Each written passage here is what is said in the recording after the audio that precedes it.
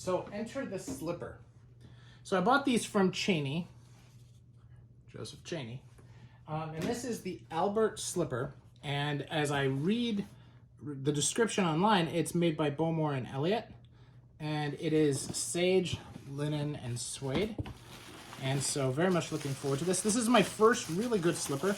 I've had slippers before, but they've always been from, you know, like Uggs or something like that. And so this is it. And it has a suede sole, handmade in England. Just a very interesting look to it. It has a Cheaney insole.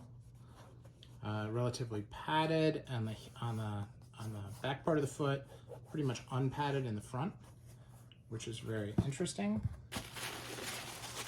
And as I'm looking at this, I mean, slippers is one of those things where I probably don't wear them as effectively as I should, probably because I like wearing shoes, right?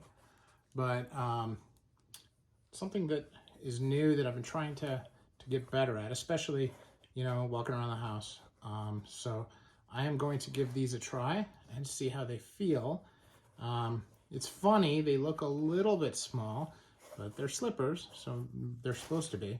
And it feels pretty structured for an unstructured shoe, so I'm interested in how that's going to be as well. So this is the Albert slipper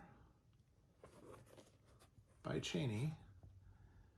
Interesting diversion from my regular shoe wear. What do you think? Let me know your thoughts.